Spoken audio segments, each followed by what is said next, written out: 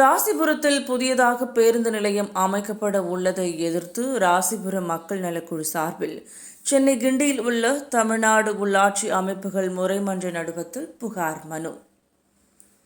நாமக்கல் மாவட்டம் ராசிபுரம் வட்டம் அணைப்பாளையம் கிராமத்தில் புதியதாக பேருந்து நிலையம் அமைக்கப்பட உள்ளதை எதிர்த்து ராசிபுரம் மக்கள் நலக்குழு மற்றும் அனைத்து அரசியல் கட்சிகள், வணிகர் சங்கங்கள், சமூக ஆர்வலர்கள், தொண்டு நிறுவனங்கள் மற்றும் பொதுமக்கள் ஒன்றிணைந்து பல கட்ட போராட்டங்கள் நடத்தி வருகின்றனர்.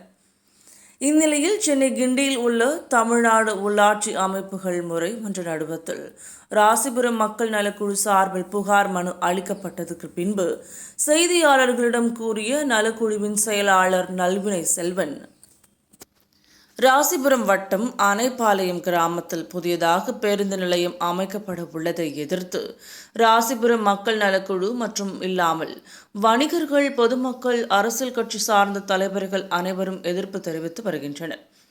இந்த பேருந்து நிறுத்தத்தால் பொதுமக்களுக்கு எந்த வகையிலும் பயன் தராது. அருகிலுள்ள ரியல் எஸ்டேட் நிறுவனத்திற்கும், நகராட்சி தலைவர் கவிதா சங்கருக்கும், தொகுதி அமைச்சர் மதிவேந்தனுக்குமே பயன் என்றும், ஒரு தொகுதியின் அமைச்சர் மக்களின் தேவைகளை அறிந்து தீர விசாரித்து நல்லது செய்ய வேண்டும். அது தவிர பொதுமக்கள் மட்டுமில்லாமல் எல்லா அரசியல் கட்சி தலைவர்களும் பேருந்து நிலையத்திற்கு எதிராக போராடி வருகின்றனர். நாங்கள் தொடர்ந்து 100 நாட்களுக்கு மேலாக போராட்டம் மற்றும் கடையடைப்பு போராட்டம் நடத்தி வருகிறோம். இங்கு தமிழ்நாடு உள்ளாட்சி அமைப்புகள் முறைமன்ற நடுவத்தில் எங்களை அழைத்து விசாரணையில் ஈடுபட்டுள்ளனர். எங்களுக்கு நல்ல செய்தி கிடைக்கும் என்று நம்பிக்கை அளித்துள்ளார்கள் என கூறினார்.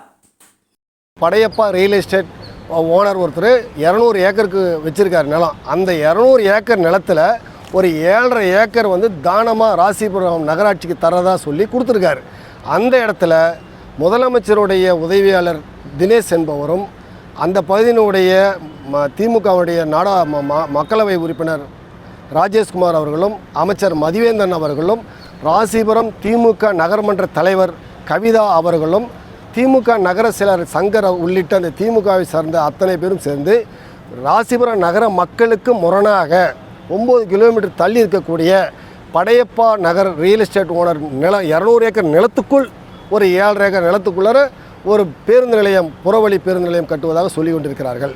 இதனால் ராசிபுரம் பொதுமக்கள் பல கட்ட போராட்டங்களை நடத்தியிருக்கிறார்கள்.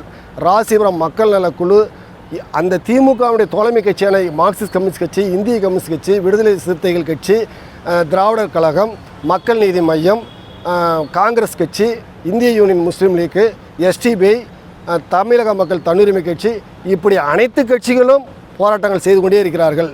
கடையடைப்பு போராட்டம் மிக பிரம்மாண்டமாக நடந்தது. ஒரு கடைகள் கூட திறக்கவே இல்லை. அப்படி ஒரு போராட்டம் நடந்தது. கருப்பு கொடியை ஏற்றிய போராட்டம் நடந்தது. கருப்பு